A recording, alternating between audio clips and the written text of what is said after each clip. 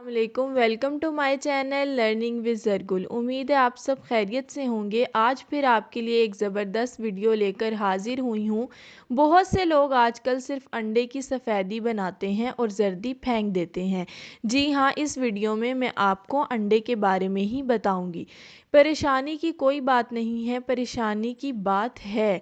बाज़ लोग ये कहते हैं कि जर्दी फेंक देना कुछ परेशानी की बात नहीं है, लेकिन परेशानी की बात है। सबसे पहले मैं आपको ये बता दूं कि जो मिथ है कि अंडे की जर्दी में कोलेस्ट्रॉल है, तो जी बिल्कुल है कोलेस्ट्रॉल, और वो हार्ट पेशेंट के लिए बुरा है, बीपी पेशेंट के लिए बुरा है। लेकिन ये कोलेस्ट्रॉल बुरा नहीं है, ना हार्ट पेशेंट के लिए ना बीपी पेशेंट के लिए। याद रखिए कि इंसानी जिस्म को जितना कोलेस्ट्रॉल चाहिए होता है, उसमें से 75% यानी 75% हमारी बॉडी बनाती है और 25% हमने अपनी डाइट से लेना होता है। अगर हम अपनी डाइट से कोलेस्ट्रॉल लेते हैं तो नेचुरल कंपनसेटरी मैकेनिज़्म अल्लाह की तरफ से बॉडी में डिफेंसिव मैकेनिज़्म मौजूद है, जो कि बॉडी कोलेस्ट्रॉल कम बनाना शुरू कर देती है। तो डाइट से अगर हम थोड़ा ज़्यादा कोलेस्ट्रॉल ले लेते हैं तो परेशानी की बात नहीं है। डाइट से जो कोलेस्ट्रॉल आपको बिल्कुल भी ज़्यादा नहीं लेना चाहिए, वो बैड कोलेस्ट्रॉल होता है। वो आपके पास फैट्स में जंक फूड है, वो आपके पास तले हुए खाने हैं, शुगर रिफाइंड फूड्स हैं, बेकरी आइटम्स हैं, वो ड्रिंक्स हैं, वो आपको बिल्कुल नहीं लेने चाहिए। जो अंडे में मौजूद कोलेस्ट्रॉल है वो गुड कोलेस्ट्रॉल है। जितने भी हार्ट हेल्दी न्यूट्रिएंट्स अंडे में मौजूद हैं वो अंडे की जर्दी में हैं। विटामिन ए है जो आपके दिल के लिए, स्किन के लिए, आंखों के लिए बहुत अच्छा है। विटामिन डी आपके गट के लिए, इम्यूनिटी के लिए, डिप्रेशन के लिए, हड्डियों के लिए बहुत अच्छा है। अंडे की जर्दी में मौजूद होती है कोलिन, जो फैटी लीवर का बेहतरीन इलाज है। और कोलिन आपके पास दिमाग के न्यूरोट्रांसमीटर्स बनाती है, जो कि दिमाग के एक्टिव रिफ्लेक्सेस, मेमोरी, अटेंशन, इन सबको इन्हेंस कर देती हैं।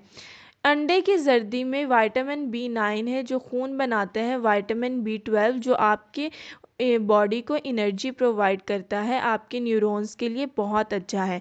अंडे की जर्दी में कैल्शियम भी मौजूद है जो आपके दिल के लिए, हड्डियों के लिए, मसल्स के लिए, सब के लिए बहुत मुफीद है। इसके साथ साथ इसमें फॉस्फोलिपिड्स भी मौजूद हैं। फास्फोलिपिड्स क्या करते हैं? फास्फोलिपिड्स दिमाग के सेल्स के मेम्ब्रेन बनाती है, आपकी पूरी बॉडी सेल मेम्ब्रेन बनाते हैं, आपके नर्व रिफ्लेक्सेस को काबू में रखते हैं। ये सब सुनने के बाद मुझे उम्मीद है कि आप अंडे की जर्दी को नहीं फेंकेंगे।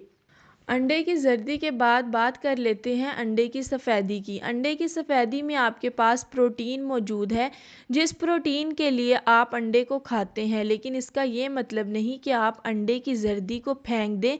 पोटाशियम एंड मैग्नीशियम अंडे की सफ़ेदी में जर्दी से ज़्यादा मौजूद हैं। विटामिन B1 एंड B2 सफ़ेदी में ज़्यादा मौजूद हैं। विटामिन B2 आपकी बॉडी से डिफरेंट ग़िज़ाओं की न्यूट्रिएंट्स निकाल के आपकी बॉडी को प्रोवाइड करता है।